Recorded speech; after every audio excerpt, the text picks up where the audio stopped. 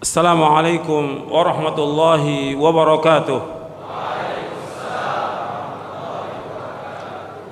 Innal hamdalillah nahmaduhu wa nasta'inuhu wa nastaghfiruh wa na'udzu billahi min shururi anfusina wa min sayyiati a'malina. May yahdihillahu fala mudilla lahu wa may yudlil fala hadiya lahu. Asyhadu an la ilaha illallah wahdahu la syarika lahu wa asyhadu anna Muhammadan abduhu wa rasuluh. Ya ayyuhalladzina amanu taqullaha haqqa tuqatih wa la tamutunna illa wa antum muslimun. Ya ayyuhan nasu taqu rabbakumul ladzi khalaqakum min nafsin wahidah wa khalaqa minha zawjaha wa batha minhuma rijalan katsiran wa nisaa'a. واتقوا الله الذي تساءلون به والأرحام إن الله كان عليكم رقيبا يا أيها الذين آمنوا اتقوا الله وقولوا قولا سديدا يصلح لكم أعمالكم ويغفر لكم ذنوبكم ومن يطع الله ورسوله فقد فاز فوزا عظيما. أما بعد فإن أصدق الحديث كتاب الله وخير الهدي هدي محمد صلى الله عليه وعلى آله وسلم وشر الأمور محدثاتها وكل محدثة بدعة وكل بدعة ضلالة وكل ضلالة في النار.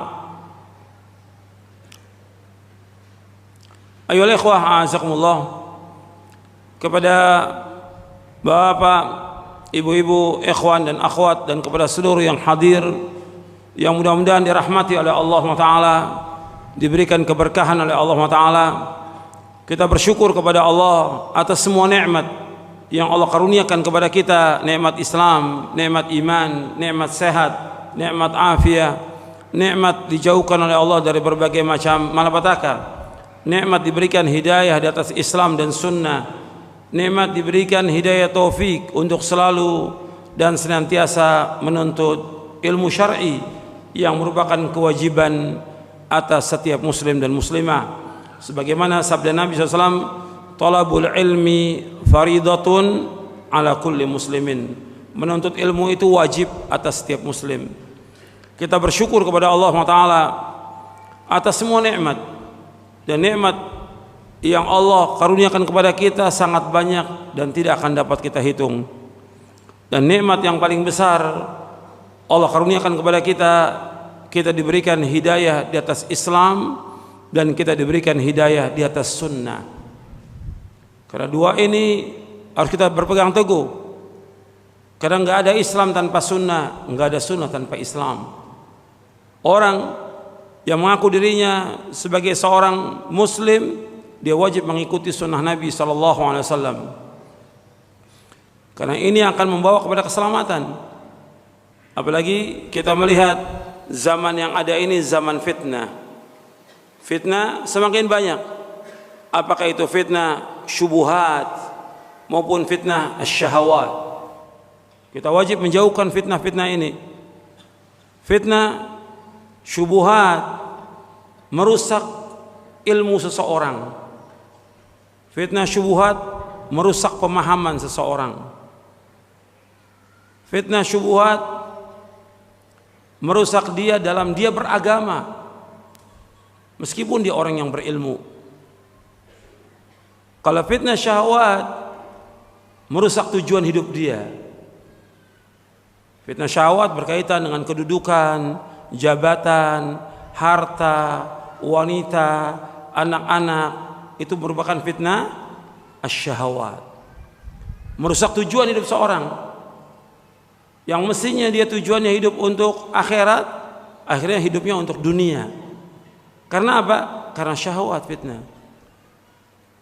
Makanya kita wajib berhati-hati terhadap berbagai macam fitnah yang ada.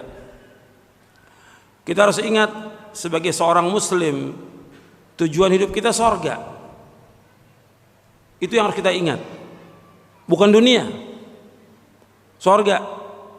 Saya akan bawakan satu ayat dari Al-Quran dan juga dari Nabi SAW Dan banyak yang akan bawa sebagai mukaddimah, saya akan jelaskan kepada antum bahwa orang mukmin tujuan hidupnya adalah surga, bukan dunia. Allah berfirman dalam surah Ali Imran, surah yang ketiga ayat 185. Allah berfirman, kullu nafsin dha'iqatul maut wa innama tuwaffawna ujurakum yawmal qiyamah faman zuhzi'a 'anil nari wa udkhilal jannata faqad faz wa mal hayatud dunya illa mata'ul ghurur. Allah berfirman dalam surah Ali Imran, surah yang ketiga ayat 185.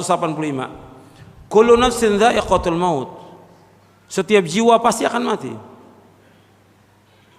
Wa innama tuwaffawna ujurakum yaumal qiyamah. Dan sesungguhnya akan disempurnakan ganjaran kalian nanti pada hari kiamat.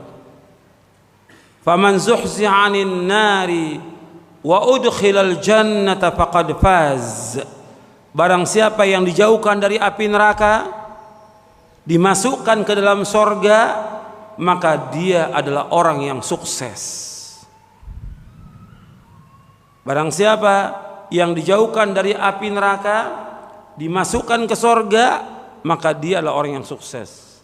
Wa mal hayatud dunya illa mata'ul ghurur. Dan tidaklah kehidupan dunia melainkan kehidupan yang menipu. Allah sebutkan di sini ada 4 dalam ayat ini. Yang pertama Allah sebutkan kullu nafsin dha'iqatul maut, setiap jiwa pasti akan mati. Siapapun dia orangnya pasti akan mati. Enggak ada orang yang kekal hidup, tidak ada. Tidak ada. Siapapun dia, hatta para nabi, hatta para rasul, nggak ada yang hidup, semuanya mati. Sampai Allah berfirman kepada Nabi Muhammad SAW, innaka mayyitun wa innahum mayyitun. Sesungguhnya engkau Muhammad pasti mati dan mereka pun pasti mati. Nggak ada yang namanya orang tuh hidup atau hidup lagi, nggak ada dalam Islam, tidak ada. Semua sudah mati. Al-anbiya wa rusul, kecuali satu aja yang belum mati, yaitu Nabi Isa alaihi wassalam. Diangkat ke langit oleh Allah dan dia ditugaskan oleh Allah untuk membunuh siapa? Dajjal. Setelah membunuh Dajjal baru Nabi Isa meninggal dunia. Tugasnya belum selesai. Diangkat oleh Allah ke langit sesuai dengan nas Al-Quran. Jadi setiap jiwa semua mati, siapa aja dia. Apakah dia seorang guru, seorang wali, sahabat, nabi, semua mati. Makanya ketika Abu Bakar As-Siddiq radhiyallahu an mendengar Nabi meninggal, semua sahabat sedih. Sedih para sahabat. Sampai Umar mengatakan, barang siapa mengatakan Nabi Muhammad mati, aku penggal lehernya. Karena kecintaan beliau yang luar biasa kepada Rasulullah SAW. Di depan para sahabat yang lain, Abu Bakar masuk radhiyallahu an, langsung bertemu dengan Nabi di rumahnya, di rumah Aisyah, mencium kening Nabi, mengatakan engkau adalah orang yang baik ketika hidup dan baik ketika mati. Menangis Abu Bakar. Kemudian Abu Bakar masuk ke dalam masjid, melihat Umar masih memegang pedangnya. Kemudian Abu Bakar mengatakan kepada para sahabat, man kana ya'budullah fa innallaha hayyun la yamut wa man kana ya'budu Muhammadan fa inna Muhammadan qad mat. Barang siapa yang menyembah Allah, Allah tetap hidup dan tidak akan mati. Barang siapa yang menyembah Muhammad, Muhammad sudah mati. Langsung terjatuh pedangnya Umar, nangis Umar. Dan kemudian dibacakan ayat oleh Abu Bakar As-Siddiq radhiyallahu an dalam surah Ali Imran. Jadi disebutkan bahwa Nabi Muhammad SAW sudah meninggal dunia.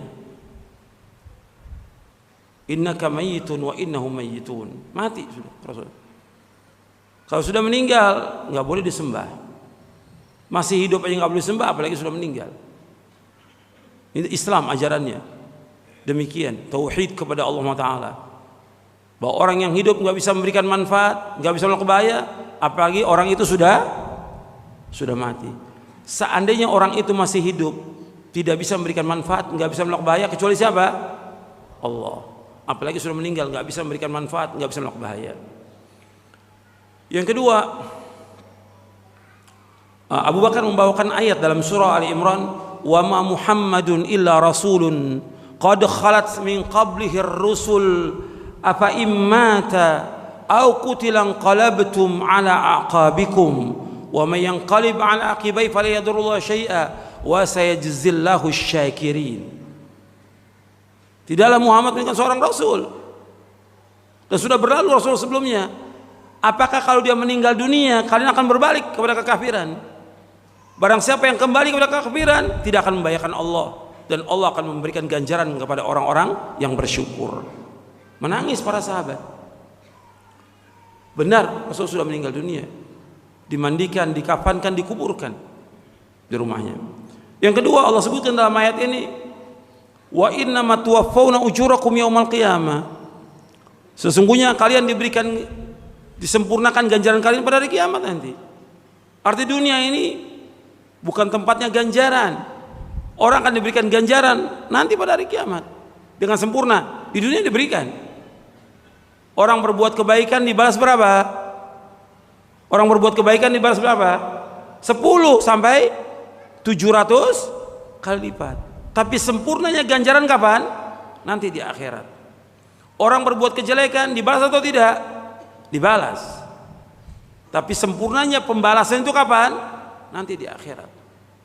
Semua akan disempurnakan nanti pada hari kiamat. Yang ketiga, Allah sebutkan faman zuhzi 'anil nari wa udkhilal jannata faqad faz. Barang siapa yang dijauhkan dari api neraka, dimasukkan ke sorga, maka dialah orang yang sukses. Antum ingat tuh ayat itu. Bahwasanya menurut Al-Qur'an, orang yang sukses, orang yang menang, orang yang berhasil adalah orang yang dimasukkan oleh Allah ke dalam sorga, dijauhkan dari api neraka. Ukuran dunia bukan ukuran sukses. Orang dapat titel, dapat kedudukan, dapat jabatan, punya rumah yang besar, punya mobil yang banyak, punya perusahaan yang banyak, itu bukan sukses. Sukses yang hakiki, sukses yang abadi menurut Allah dalam Al-Quran, kalau orang dijauhkan dari api neraka, dimasukkan ke sorga, baru dia dikatakan orang apa? Sukses. Yang pertama kali sukses para anbiya wa rasul. Semua nabi-nabi, semua rasul-rasul adalah orang yang sukses. Jadi orang kita kan ukurannya apa? Dunia. Punya harta banyak, punya kedudukan, punya jabatan, jadi menteri, jadi wali kota, sukses. Bukan. Itu fitnah yang besar buat dia. Fitnah apa masuknya tadi? Fitnah apa? Syahwat. Fitnah syahwat. Dan banyak orang tertipu dengan dunia. Makanya yang keempat terakhir di ayat itu Allah sebutkan wa mal hayatud dunya illa mata'ul gurur. Dan tidaklah kehidupan dunia melainkan kehidupan yang menipu. Ini Allah yang mengatakan kehidupan dunia menipu, mata'ul gurur. Jangan dikejar dunia. Yang dikejar akhirat. Tujuan hidup seorang mukmin apa? Judul materi ini apa? Sorga. Tujuan hidup seorang mukmin sorga, bukan dunia. Makanya dia berusaha siang dan malam melaksanakan syariat Islam ini agar dia masuk sorga, bukan dunia. Dunia nggak ada arti apa-apa. Dunia ini kata Nabi Muhammad SAW lebih jelek daripada bangkai kambing. Dunia nggak ada harganya meskipun hanya seberat sayap nyamuk. Sampai Nabi bersabda sallallahu alaihi wasallam dalam hadis yang sahih yang diriwayatkan oleh Imam At-Tirmidzi, "Lau kanatid dunya ta'dilu 'indallahi janaha ba'udatin ma saqa kafiran minha syarbata ma'in." Kalau seandainya dunia ini berharga meskipun hanya seberat sayap nyamuk, maka Allah nggak akan berikan minum meskipun hanya seteguk kepada orang kafir. Kalau dunia ini ada harganya, seberat sayap nyamuk, orang kafir nggak dikasih minum. Karena tidak ada harganya, maka dikasih semuanya sama Allah kepada orang kafir. Karena nggak ada harganya. Dikasih kekayaan, dikasih harta, segala macam sudah. Tapi semua itu supaya mereka tambah dosa untuk orang kafir. Semua itu akan membawa mereka kemana? Ke neraka. Makanya Nabi SAW ditawarkan oleh malaikat dunia, Nabi nggak mau. Ada seorang malaikat turun, kata malaikat Jibril kepada Nabi Muhammad SAW, malaikat ini sejak Allah ciptakan belum pernah turun ke dunia. Kemudian malaikat ini bertanya kepada Rasulullah SAW, aku diutus oleh Allah untuk menanyakan kepada engkau Muhammad, apakah engkau ingin menjadi raja sekaligus seorang rasul, atau engkau menjadi hamba sekaligus seorang rasul? Apa kata malaikat Jibril? Tawadhu ya Rasulullah. Tawadhu ya Rasulullah, kata malaikat Jibril. Nabi SAW menjawab, bal abdan rasulah. Aku ingin menjadi seorang hamba dan juga seorang rasul. Kalau Nabi mau, dikasih nggak itu kekuasaan oleh Allah? Saya mau tanya kepada antum, kalau Nabi mau dikasih nggak kekuasaan? Dikasih. Kalau Nabi mau jadi raja, dikasih nggak sama Allah? Dikasih. Tapi Nabi nggak mau. Bal abdan rasulah, bahkan aku menjadi seorang hamba dan seorang rasul. Ditawarkan. Bahkan ketika Nabi di Mekah kan orang-orang musyrik Mekah menawarkan, engkau mau wanita, aku kasih wanita yang paling cantik di Mekah ini. Engkau mau kekuasaan, aku kasih kekuasaan. Engkau mau harta, aku kasih. Nggak mau semuanya Nabi. Tidak. Tetap Nabi mau berdakwah, dakwah tauhid, menegakkan tauhid kepada umat agar umat faham tentang agamanya, beribadah hanya kepada Allah, menjauhkan segala macam bentuk kesyirikan. Sebagaimana para anbiya wa rasul mendakwakan dakwah tentang tauhid agar umat ini beribadah hanya kepada Allah dan tidak berbuat syirik kepada Allah. Itulah jalan dia yang akan membawa dia ke surga. Makanya harus kita paham, kalau Nabi mau dikasih. Bahkan sempat terjadi dalam hadis yang sahih diriwayatkan oleh Imam Bukhari dalam sahihnya, ketika Nabi bangun tidur terlihat itu bekas-bekas tikar. Kemudian Umar radhiyallahu anhu menangis.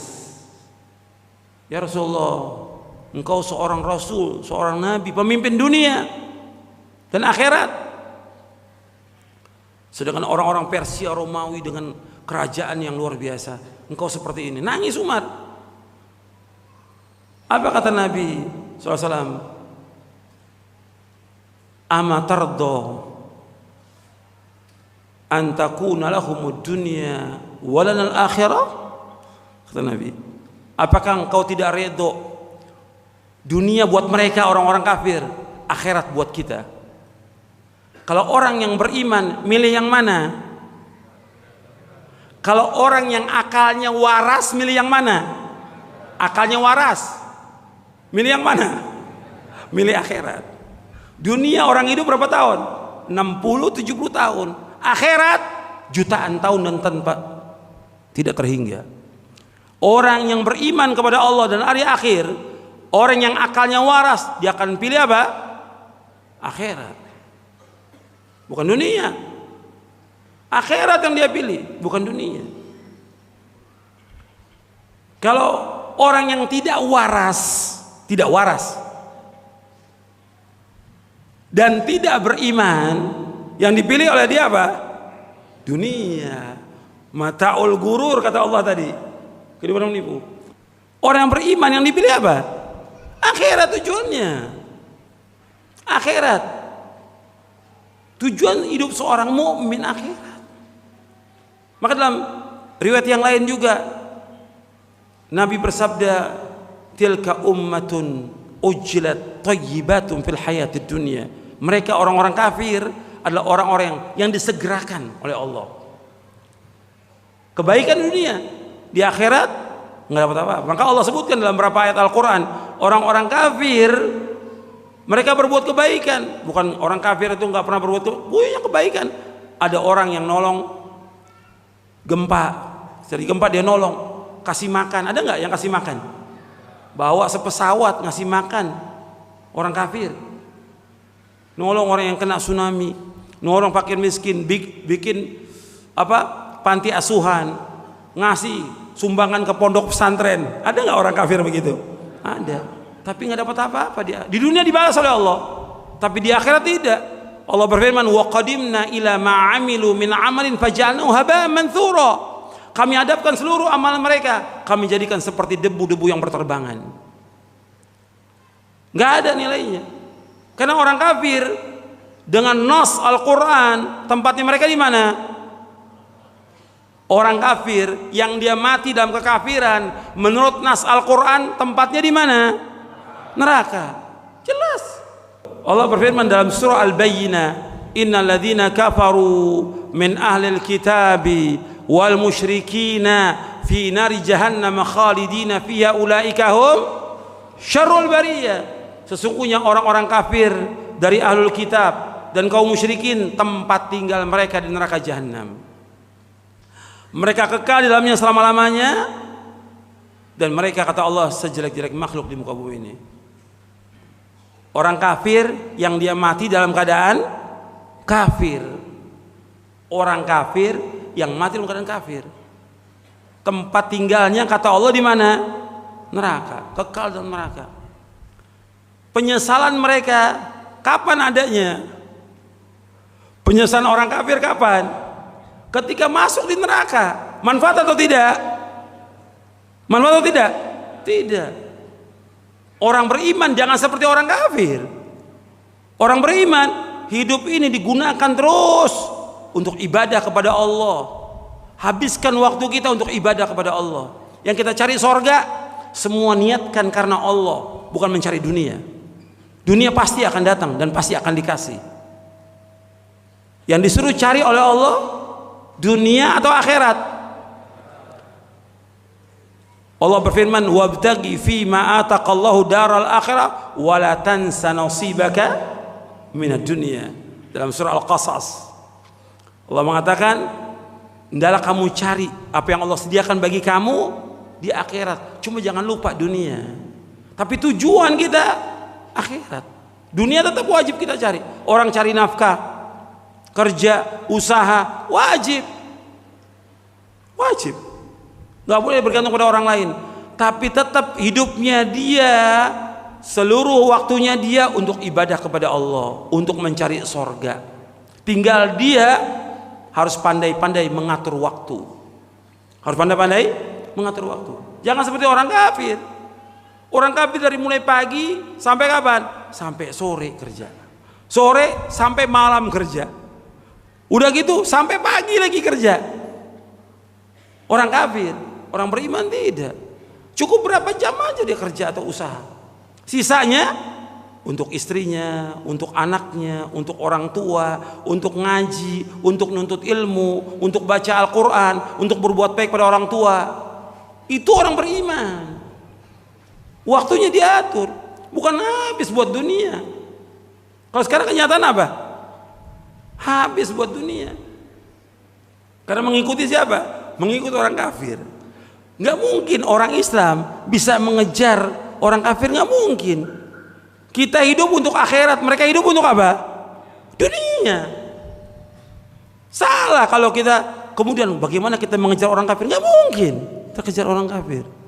Ini orang yang akalnya tidak waras. Tidak waras. Kok ngejar sama dengan orang kafir? Akhirnya apa? Awalnya dunia, lama-lama ibadah, lama-lama tingkah laku, lama-lama agama dilepas. Udah saya jadi orang kafir aja. Na'udzubillah, nasallallahu alaihi wasallam. Ada nggak yang begitu? Ada. Kita buat akhirat hidup kita. Makanya kalau Nabi sholat Jumat yang dibaca oleh Nabi 2 surah. Surah apa? Yang pertama Al-A'la, yang kedua Al-Ghasyiyah.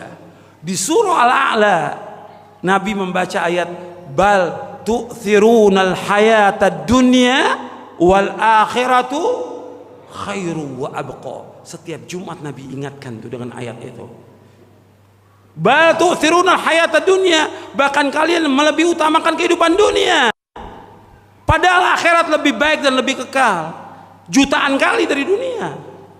Lebih baik akhirat itu. Tapi kenapa orang-orang mengejar dunia? Makanya kalau kita kembali tadi kepada orang kafir itu menyesal semuanya ketika mereka dimasukkan ke dalam neraka. Bahkan mereka berusaha ingin menebus dengan sepenuh bumi apa? Emas. Bukan 10 gram, bukan 1 kilo, bukan 1 ton, sepenuh bumi. Bayangkan itu, mau tebus dia supaya dia dikeluarkan dari mana? Neraka. Nggak mungkin keluar dari neraka. Jadi orang kafir itu kepengen dia menebus dirinya dengan sepenuh bumi emas supaya dikeluarkan dari api neraka.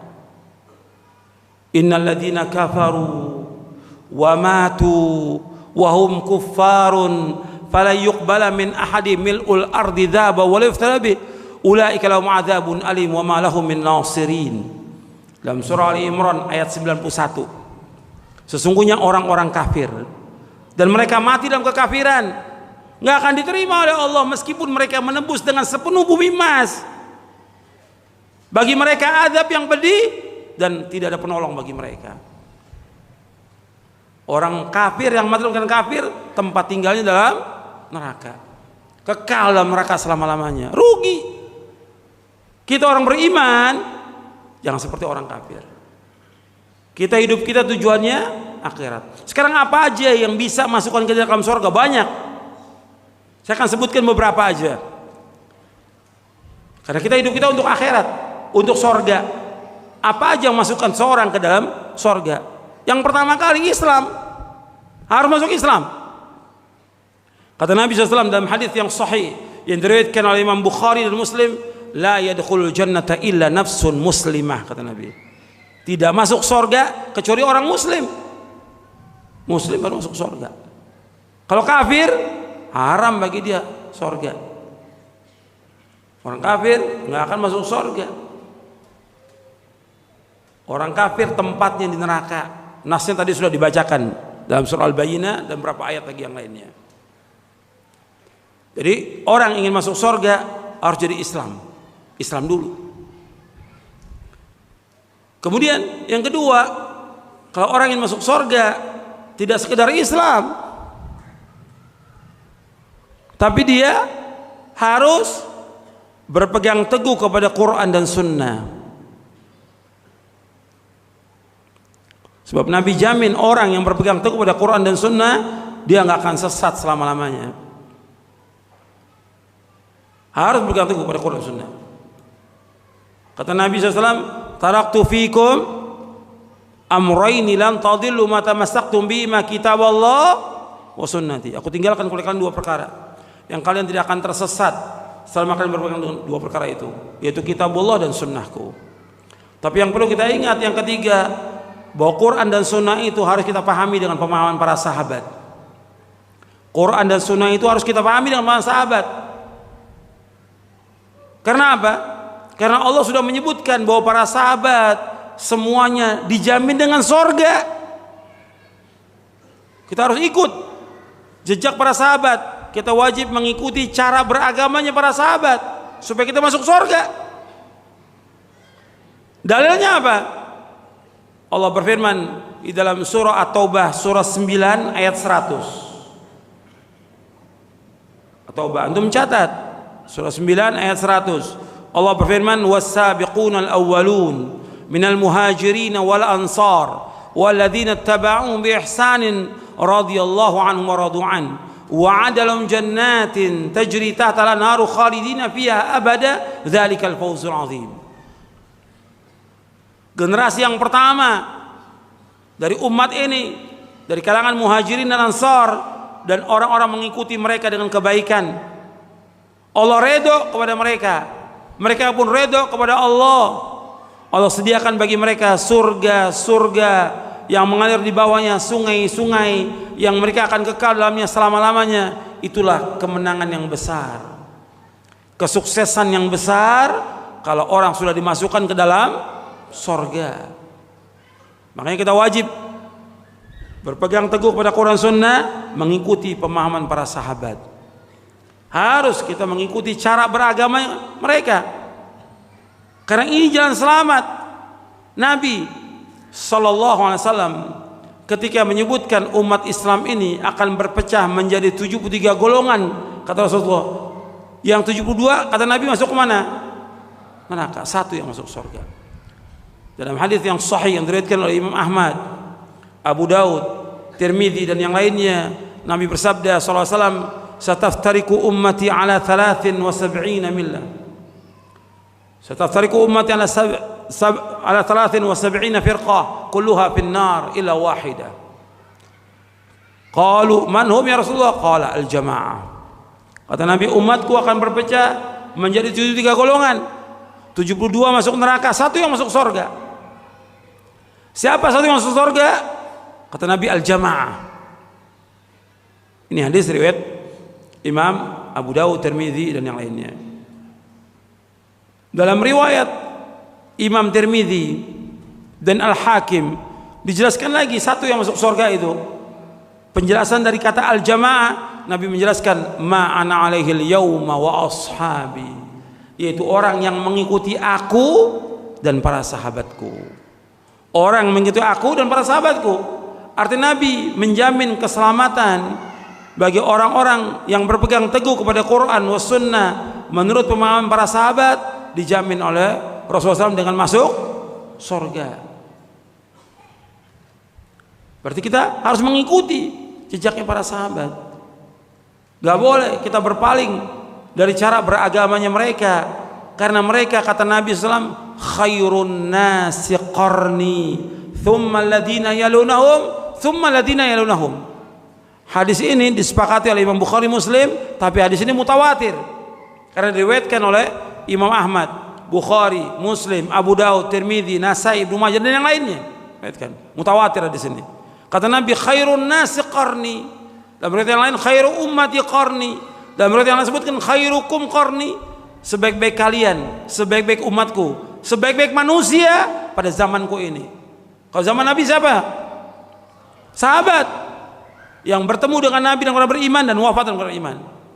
Kemudian tsumma alladziina yang sudahnya siapa? Tabi'in.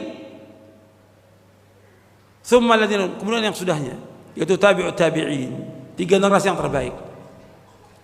Nabi sebutkan sahabat itu yang terbaik karena baik mereka tentang apanya? Tentang akidahnya, tentang ibadahnya, tentang akhlaknya, tentang muamalahnya, tentang segala macam jihadnya. Mereka yang terbaik para sahabat. Khairun nas, sebaik-baik manusia. Bukan rupanya, bukan kendaraannya, bukan hartanya, bukan. Ukurannya manusia itu hati dan amal. Mereka yang terbaik dari umat ini. Makanya kita diperintahkan untuk mengikuti mereka. Makanya kita nggak boleh mengikuti jalan selain jalannya para sahabat. Kalau mengikuti jalan selain jalan para sahabat, Allah ancam orang-orang itu dengan apa? Dengan kesesatan di muka bumi ini, dan juga diancam dengan masuk neraka. Antum lihat ayatnya dalam surah An-Nisa, surah yang keempat ayat 115. Allah berfirman, "Wa may yushaqiqir rasula min ba'di ma tabayyana lahul huda wa yattabi' ghayra sabilil mu'minin nuwallihi ma tawalla wa nuslihi jahannam wa sa'at masira." Barang siapa yang menentang Rasul sesudah jelas baginya petunjuk dan mengikuti jalan selain jalan kaum mukminin, artinya mengikuti jalan selain jalan para sahabat, nuwallihi ma tawalla, kami biarkan dia sesat. Di dunia dibiarkan sesat. Wa nusli jahannam, dan nanti di akhirat kami akan masukkan dia ke neraka jahanam. Wa sa'at masira, dan neraka jahanam itu sejelek-jelek tempat kembali. Artinya orang yang tidak mengikuti pemahaman para sahabat, mereka di dunia dia sesat, dan di akhirat dia diancam dengan masuk neraka. Sampai sini jelas? Jelas ya? Saya lanjutkan lagi. Ini kalau saya bahas tentang ini aja panjang, tapi saya akan bahas juga yang lain. Di antara jalan untuk masuk ke dalam sorga, mentauhidkan Allah. Mentauhidkan Allah. Yang dasar kita memahami tentang kalimat La ilaha illallah. Nabi SAW bersabda dalam hadis yang sahih yang diriwayatkan oleh Imam Muslim, man mata wa huwa ya'lamu annahu la ilaha illallah dakhala al-jannah. Barang siapa yang mati dalam keadaan dia mengetahui tiada ilah yang berhak diibadahi melainkan hanya Allah, maka dia pasti masuk surga. Antum perhatikan di sini. Nabi menyebutkan di sini, barang siapa yang mati dalam keadaan dia mengetahui. Artinya mengetahui tidak ada yang berhak diberi dengan benar kecuali Allah, maka dia masuk surga. Artinya dia mengetahui tentang la ilaha illallah, dia mengetahui tentang maknanya, dia mengetahui tentang rukunnya, dia mengetahui tentang konsekuensinya dari la ilaha illallah. Bukan sekedar mengucapkan la ilaha illallah, tapi dia harus paham. Makanya kalimatnya ya'lam wa huwa ya'lam. Dan Allah menyebutkan demikian dalam Al-Qur'an. Fa'lam annahu la ilaha illallah. Fa'lam annahu la ilaha illallah. Dalam surah Muhammad ayat 19. Fa'lam annahu la ilaha illallah. Ketahuilah bahwa tiada ilah yang berhak diberikan hanya Allah. Satu yang disembah, hanya Allah. Berarti semua yang disembah oleh manusia kepada selain Allah semuanya batil. Orang menyembah kubur, menyembah batu, menyembah pohon, menyembah matahari, menyembah dewa, menyembah segala macam, semuanya batil, semuanya sesat, semuanya kufur, semuanya syirik, kecuali satu yang diibadahi hanya Allah SWT. Karena Allah berfirman, "Dzalika bi anna Allah wal haqq wa anna ma yad'una min dunihi wal batil wa anna Allah wal kabir." Yang demikian satu yang hak itu hanya Allah. Selain Allah semuanya batil, dan Allah yang maha tinggi, Allah yang maha besar. Wajib kita yakini. Makanya kalimat mengetahui bukan sekedar mengetahui, dia memahami. Karena nggak ada ilmu tanpa paham. Dia meyakini dan mengamalkannya. Karena banyak orang mengucapkan kalimat Allah masih nyembah kubur. Ada nggak seperti itu? Banyak nggak? Banyak. Mengucapkan kalimat Allah tapi masih nyembah kubur, masih nyembah batu, masih nyembah pohon, masih pasang sesaji ke dewa laut. Ini syirik atau tidak? Syirkun akbar, syirik yang paling besar. Syirik yang paling besar, yang Allah nggak akan ampuni dosanya kalau dia nggak tobat. Kalau dia mati dalam syirik, tempatnya di neraka, kata Allah dalam Al-Quran. Makanya harus orang mau masuk surga, yang pertama tegakkan tauhid kepada Allah Taala. Asas agama Islam tauhid. Nggak ada Islam tanpa tauhid, dan tidak ada ibadah tanpa tauhid. Nah, ini harus tegak.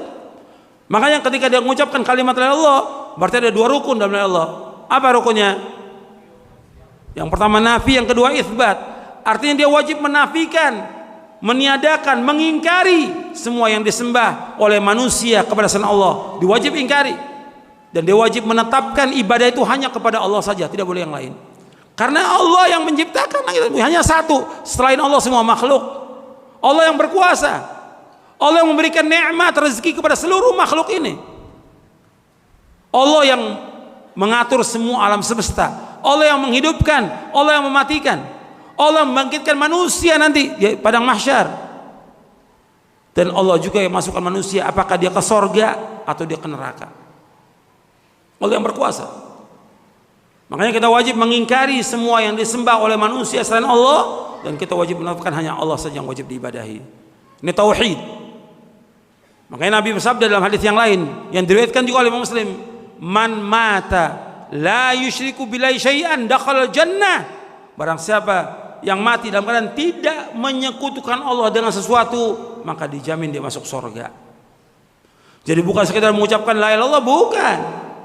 Tapi dia wajib memahami tentang makna ini dan dia wajib melaksanakan konsekuensi dari kalimat la ilaha illallah. Makanya para sahabat radhiyallahu anhum ajma'in memahami tentang makna ini. Ketika Nabi mendakwakan, kata Nabi kepada para sahabat, "Qulu la ilaha illallah tuflihu." Kata Nabi, ucapkan kalimat Allah, kalian akan sukses, kalian akan menang. Diucapkan oleh sahabat.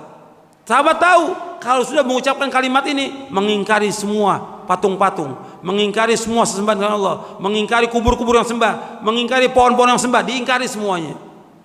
Menetapkan ibadah hanya kepada Allah. Itu ikrar kita. Qul inna salati wa nusuki wa mahyaya wa mamati lillahi rabbil alamin la syarika lahu wa bidzalika umirtu wa ana awwalul muslimin. Di akhir-akhir surah Al-An'am. Sesungguhnya salatku, ibadahku, hidupku dan matiku semata-mata karena Allah Rabbul Alamin. Enggak ada sekutu bagi Allah. Demikian aku diperintah dan aku yang pertama Islam. Ini tauhid. Jadi orang kalau ingin masuk surga harus mentauhidkan Allah dan menjauhkan segala macam perbuatan syirik. Dia harus berlepas diri dari semua kesyirikan. Harus berlepas diri dari semua kesyirikan. Dia wajib berlepas diri dan mengingkari semua bentuk kesyirikan yang ada. Bukan diam. Harus kita menyatakan dan menyampaikan. Kalau nggak mampu, kita mengingkar dengan hati kita bahwa itu syirik. Orang menyembah kubur, menyembah batu, menyembah pohon, pasang sesaji, memelihara jimat-jimat, keris, pusaka yang mengatakan itu membawa keselamatan. Ini semua syirik. Tidak ada yang dapat mendatangkan manfaat kecuali Allah, tidak ada yang menghilangkan bahaya kecuali hanya Allah. Harus yakin kita. Kata Allah, "Wa iyyamsaskallahu bidurrin fala kashifa lahu illahu." Apabila kamu kena bahaya, penyakit, petaka, musibah, bencana, nggak ada yang bisa menghilangkan kecuali hanya Allah yang bisa menghilangkan. Makhluk nggak bisa menghilangkan, Allah yang bisa menghilangkan bencana itu. Ini wajib kita yakin. Ini tauhid. Ini jalan kita menuju surga. Ini harus kita tempuh. Antum harus belajar tentang tauhid. Tamatkan kitab Ushul Tsalatsa, tamatkan kitab tauhid, Kasyfus Syubuhat. Antum baca, selesai baca lagi, selesai baca lagi, sampai antum paham. Belajar, cari ustadz yang paham tentang Quran dan Sunnah al-Fahmi salaf, kemudian belajar tentang dia. Yang akidahnya jelas, manhajnya jelas. Belajar. Baca syarah kitab tauhid. Ada buku syarah kitab tauhid. Untuk baca itu. Syarah, saya punya buku judulnya Syarah Kitab Tauhid. Untuk baca. Selesai, ulangi lagi, baca lagi. Asas agama ini tauhid kepada Allah. Enggak ada Islam tanpa tauhid. Jadi ini harus terus diulang-ulang. Kalau para dai, para ustadz, para ulamanya terus mendakwakan dakwah tauhid, insya Allah masyarakat ini akan mendapatkan rahmat dari Allah, barokah dari Allah, keberkahan dari langit dan bumi. Karena banyak orang berbuat syirik. Kalau kita lihat, sehingga terjadi bencana, petaka, bencana lagi. Karena apa? Karena mereka berbuat dosa-dosa dan maksiat. Yang paling besar dosa maksiat apa? Syirik. Lihat, makanya Allah menyebutkan, ketika Allah menyebutkan tentang semua kerusakan terjadi di daratan, di lautan dengan sebab tangan-tangan manusia, Allah merasakan azab dari apa yang mereka lakukan. Supaya apa? Supaya mereka kembali. Kemudian disuruh kita berjalan ke bumi, lihat akibat orang yang mendustakan Allah. Kata Allah, kana aktsaruhum musyrikin. Kebanyakan itu yang diazab oleh Allah musyrikin, orang-orang musyrik, dalam surah Ar-Rum ayat 41-42. Jadi Allah menyebutkannya kana aktsaruhum musyrikin, kebanyakan mereka musyrikin. Jadi antum melihat bahwa kebanyakan mereka itu berbuat kesyirikan kepada Allah Subhanahu wa taala. Makanya kita jangan berbuat syirik. Allah sebutkan dalam surah Ar-Rum Ayat 41, ayat 42. Dhahara al-fasadu fil barri wal bahri bima kasabat aydin nas liyudhiqahum ba'dha alladhi 'amilu la'allahum yarji'un. Telah tampak kerusakan di daratan dan di lautan. Kerusakan terjadi di daratan, di lautan. Bima kasabat aydin nas, dengan sebab tangan-tangan manusia, dengan sebab perbuatan dosa manusia, kerusakan ini. Kata Allah apa? Liyudhiqahum ba'dha alladhi 'amilu, agar Allah merasakan kepada mereka azab ini, agar Allah rasakan kepada mereka ba'dha alladhi 'amilu, sebagian dari apa yang mereka kerjakan. Belum semuanya. Dosa yang dilakukan oleh manusia itu apa? Sebagian dosa apa semua dosa sekarang ini? Hampir semua dosa yang dilakukan manusia sekarang ini. Syirik dilakukan, durhaka pada orang tua, judi, khomer, homo, zina, dan segala macam sudah kerusakan yang ada. Dosa-dosa dilakukan manusia. Allah mengadab sebagian dosa mereka aja, nggak semuanya. Kalau semua dosa aja Allah adab, hancur semuanya nih bangsa ini. Karena depan mata kita semua dilakukan. Antum bisa mengetahui sendiri dosa yang dilakukan. Hatta di sini di Palu ini apa dosa yang nggak dilakukan? Syirik dilakukan, durhaka pada orang tua, khomer, judi, perbuatan bid'ah, perempuan telanjang, zina, homo, dan segala macam, narkoba. Ada nggak tuh di Palu? Ada. Bahkan di kota-kota besar juga banyak orang lakukan. Allah hanya menyiksa sebagian dari perbuatan dosa mereka. Tujuannya apa? La'allahum yarji'un, agar mereka kembali kepada Allah, bertobat kepada Allah. Kemudian di ayat 42-nya Allah katakan kul siru fil ardi, katakanlah jalanlah muka bumi, fanzuru, lihatlah kaifa kana aqibatul ladzina min qabl, lihatlah akibat orang-orang sebelum kalian. Kana aktsaruhum musyrikin, kebanyakan mereka adalah orang-orang musyrik. Allah menyebutkan kana aktsaruhum musyrikin. Antum lihat nih, Al-Quran semuanya sudah ada dalam Al-Quran, tinggal antum mengimani isi Al-Quran ini. Kana aktsaruhum musyrikin, kebanyakan mereka berbuat syirik, maka Allah turunkan azab.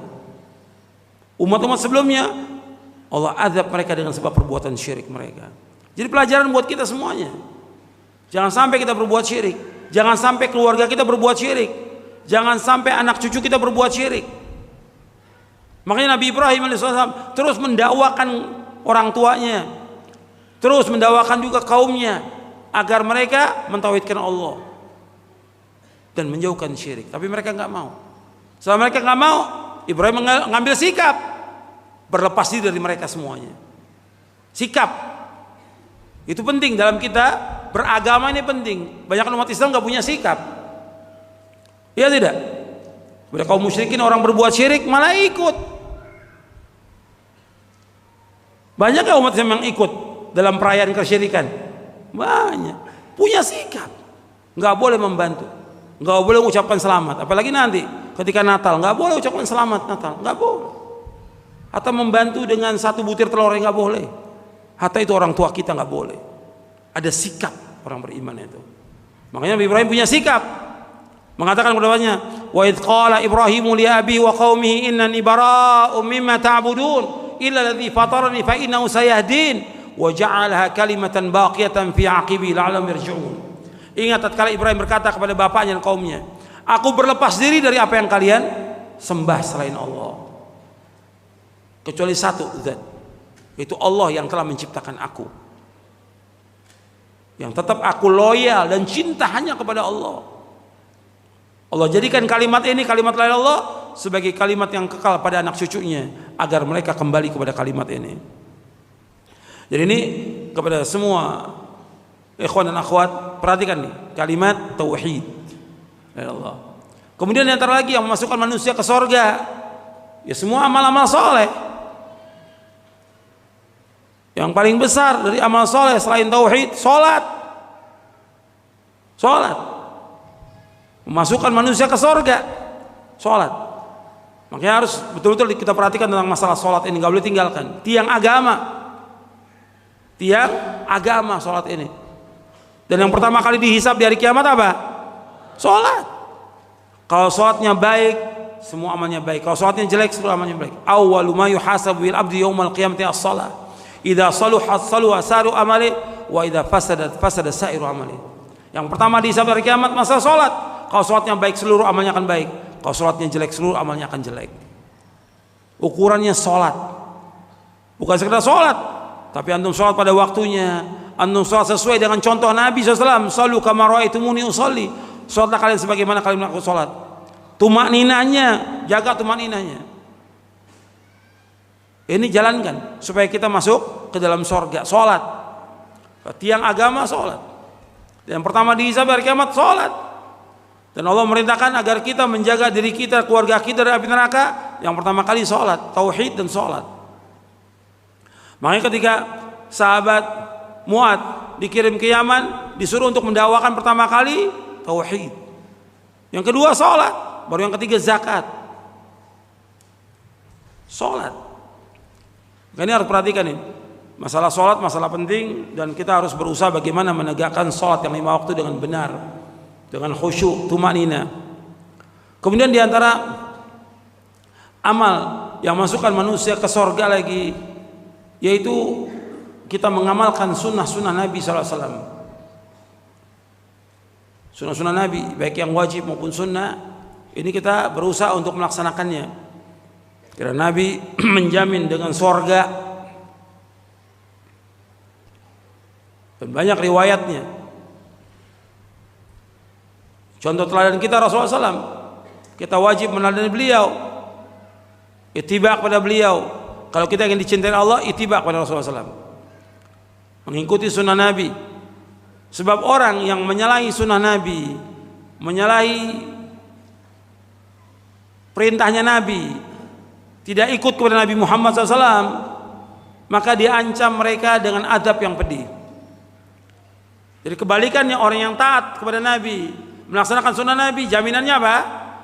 Surga. Kebalikannya. Di dalam surah An-Nur surah 24 ayat 63 Allah berfirman, "Falyahdharil ladzina yukhalifuna an amri an tusibahum fitnatun ay yusibahum adzabun alim." Hendaknya berhati-hati orang-orang yang menyalahi perintah Rasulullah, akan terkena fitnah atau azab yang pedih. Ini ancaman ini. Makanya kita harus mengikuti cara beragamanya Rasulullah SAW, mengikuti sunnahnya, supaya apa? Supaya kita selamat dan masuk surga. Ketika orang menyalahi beliau, dia akan terkena fitnah, dan nanti di akhirat akan terkena azab. Kemudian di antara lagi yang memasukkan manusia ke surga, berbakti pada kedua orang tua, birrul walidain. Tuh perhatikan nih, antum sebagian besar muda-muda ini, hatta yang sudah tua, selama masih ada orang tuanya, dia wajib untuk berbakti pada orang tua. Karena apa? Karena berbakti pada orang tua, berbuat baik pada orang tua, itu jalan menuju surga. Jalan menuju surga. Ketika anak itu durhaka pada orang tuanya, kurang ajar pada orang tuanya, melawan orang tuanya, tidak mentaati orang tuanya, ancaman neraka. Maka dosa besar yang paling besar yang Nabi sebutkan, yang pertama syirik, yang kedua apa? Uququl walidain, durhaka pada orang tua. Anda perhatikan tuh. Bahkan Nabi menyebutkan anak yang durhaka tidak masuk surga. Thalathun la yadkhulul jannah wa la yanzurullahu ilaihim yaumal qiyamah al-aqli walidayhi wal mar'atul mutarajjilatul mutasyabbihatu birrijal wad dayyuth. Ada 3 golongan yang dia tidak masuk surga dan Allah enggak akan lihat dia pada hari kiamat. Yang pertama, al-aqli walidayhi, anak yang durhaka pada orang tuanya, tidak masuk surga. Yang kurang ajar sama orang tuanya, yang melawan orang tuanya. Yang kedua, perempuan-perempuan yang menyerupai laki-laki, pakaiannya ketat dengan seperti pakaian laki-laki, telanjang. Ini termasuk yang dia tidak masuk surga. Yang ketiga, ad-dayyuth. Ad-dayyuth yaitu dalam riwayat Imam Ahmad disebutkan alladzi yuqirru fi ahlil khubth, itu kepala rumah tangga yang membiarkan adanya kejelekan dalam rumah tangganya. Anaknya pacaran, berzina, dibiarkan oleh dia. Ini dayyuth namanya. Anaknya berbuat kejelekan, fahisha, dibiarkan bapaknya. Ini dayus namanya. Jadi anak durhaka itu diancam dengan tidak masuk surga, tempatin neraka. Makanya antum harus berbuat baik pada orang tua. Orang tua antum masih hidup, kesempatan antum berlomba-lomba untuk berbuat baik pada orang tua supaya antum masuk surga. Tetap di samping tauhid, melaksanakan sholat yang 5 waktu, amal-amal soleh yang lain, berbakti sama orang tua tetap. Kemudian yang terakhir yaitu yang harus diperhatikan oleh akhwat ya, yang perempuan ini, ibu-ibu dan akhwat, perhatikan, seorang wanita kalau dia sudah berkeluarga, mempunyai suami, kewajiban dia yang terbesar taat kepada suaminya. Perhatikan itu. Itulah jalan dia menuju surga bagi wanita. Wanita ketika dia sudah nikah, sudah diserahkan oleh walinya, bapaknya atau kakaknya atau pamannya kepada suaminya. Diserahkan ketika menikah itu. Ketika akad nikah sudah diserahkan bahwa tanggung jawab dunia akhirat yang tanggung jawab adalah suaminya. Maka si istri wajib untuk mentaati suaminya. Taat kepada suami, jalan dia menuju surga. Perhatikan tuh pada akhwat semuanya. Makanya ketika ada seorang wanita mengadu kepada Nabi Muhammad SAW tentang suaminya, suami saya begini, kata Nabi SAW kepada wanita ini, unduri aina anti minhu fa innahu jannatuki wa naruki. Perhatikan suami kamu, karena suami kamu adalah surga kamu dan neraka kamu. Suami kamu, surga kamu dan neraka kamu. Kalau dia taat pada suaminya, masuk surga. Tapi kalau dia tidak taat pada suaminya, dia melawan suaminya, dia kurang ajar sama suaminya, dia tidak mau mengikuti atau menuruti suaminya, maka dia masuk neraka.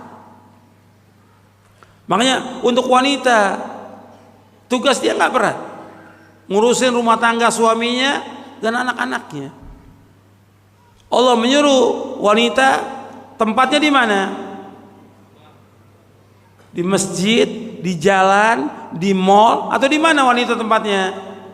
Menurut Al-Quran, di rumah.